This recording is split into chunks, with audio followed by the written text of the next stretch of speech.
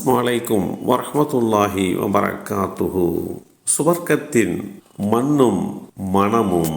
அல்லாஹுடைய தூதர் ஸல்லல்லாஹு அலைஹி வஸல்லம் அவர்கள் கூறினார்கள், சுவர்க்கத்தில் நான் புகுத்தப்பட்டேன், அதில் முத்துக்களால் உள்ள கயிறுகளை பார்த்தேன், சுவர்க்கத்தின் மண் கஸ்தூரியாக இருந்தது என்று குறிப்பிட்டார்கள்.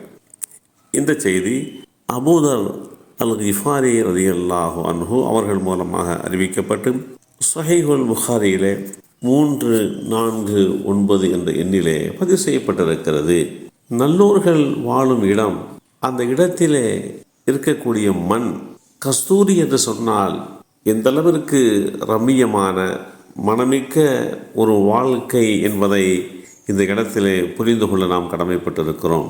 சுவர்க்கத்தின் நறுமணத்தை நுகர்வது என்பது, அதை இரு பகுதிகளாக பிரிக்கிறார்கள். பொதுவாக உலகத்திலேயே சில நறுமணங்களை ஆன்மாக்கள் மட்டுமே நுகர்ந்தாக வேண்டும். இது எல்லா மனிதர்களாலும் உணர்ந்து கொள்ள முடியாத ஒன்று. உலகிலேயே சில நறுமணங்களை உடல் உறுப்பால் உணர்ந்து கொள்ள முடியும். மலர்களிலே இருந்து நறுமணத்தை நுகர்வதை போல மறுமையில் அல்லாஹ் சுவர்க்கவாசிகளுக்கு சமீபமாகவே அல்லது தூரமாகவே சுவர்க்கத்தின் நறுமணத்தை நுகரும் பாக்கியத்தை வழங்குவான். சுவர்க்கத்தின் நறுமணத்தை உலகிலும் நுகர முடியுமா என்று கேட்டால், அல்லாஹ் தான் நாடியவர்களுக்கு, அதாவது அவனுடைய தூதர்களுக்கு, நல்லோர்களுக்கு அத்தகைய வாய்ப்பை வழங்குவான். காரணம், நபித்தோழர்களில் அனஸ் பின் நத்ர் ரலியல்லாஹு அன்ஹு அவர்கள் உஹத் என்ற தற்காப்பு யுத்த களத்தில் தமது தோழர் ஸஅத் ரலியல்லாஹு அன்ஹு அவர்களிடத்திலே, ஸஅதே, சுவனத்தின் நறுமணத்தை உஹது மலையடிவாரத்தில் இருந்து நான் நுகர்ந்தேன் என்று கூறியவாறு யுத்த களத்திற்குள்ளே வேகமாக நுழைந்து போரிட்டு வீரமரணம் அடைந்தார்கள். இந்த தகவலை ஸஅத் ரலியல்லாஹு அன்ஹு அவர்கள் அல்லாஹுடைய தூதர் ஸல்லல்லாஹு அலைஹி வஸல்லம் அவர்களிடத்திலே தெரிவித்தார்கள். இந்த நிகழ்வில் அனஸ் பின் நத்ர் ரலியல்லாஹு அன்ஹு அவர்களுடைய ஆன்மாதான் சுவனத்தின் நறுமணத்தை நுகர்ந்தது என்று நாம் அறிந்து கொள்ள முடிகின்றது.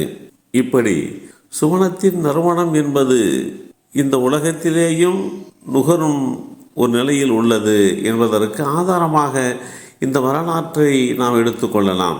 அல்லாஹ்வுடைய தூதர் ஸல்லல்லாஹு அலைஹி வஸல்லம் அவர்கள் கூறினார்கள், சொர்க்கத்தின் நறுமணமோ 40 ஆண்டு பயண தொலைவிலே இருந்து வீசிக்கொண்டிருக்கும் என்று குறிப்பிடுகிறார்கள்.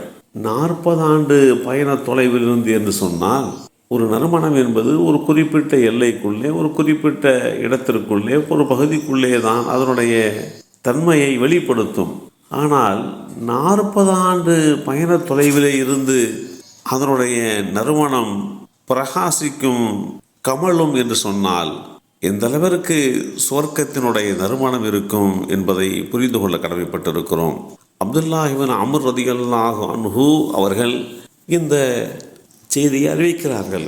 ஸஹீஹுல் புகாரியிலே 6914 என்ற எண்ணிலே பதிவு செய்யப்பட்டிருக்கிறது. நான் சுவர்க்கத்தை விட உயர்ந்த ஒன்றை பார்த்ததில்லை, ஆனால் அதை விரும்பக்கூடியவர்கள் உறங்கிக் கொண்டிருக்கிறார்கள் என்று அல்லாஹுடைய தூதர் ஸல்லல்லாஹு அலைஹி வஸல்லம் அவர்கள் கூறிய இந்த செய்தி அனஸ் பின் மாலிக் ரலியல்லாஹு அன்ஹு, அபூ ஹுரைரா ரலியல்லாஹு அன்ஹு ஆகியோர் மூலமாக அறிவிக்கப்பட்டு ஸஹீஹுல் ஜாமி என்ற நூலிலே 5622 என்ற எண்ணிலே பதிவு செய்யப்பட்டிருப்பதையும் பார்க்க முடிகின்றது. இப்படி நல்லோர்களுக்கு, அல்லாஹுடைய தூதர்களுக்கு சுவர்க்கத்தினுடைய நறுமணத்தை பற்றி உண்டான அந்த அருமை தெரிந்திருக்கிறது.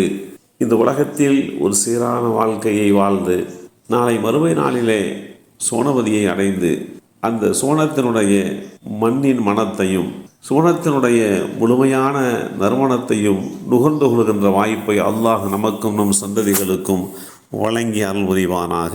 அஸ்ஸலாமு அலைக்கும் வரஹ்மத்துல்லாஹி வபரகாத்துஹு.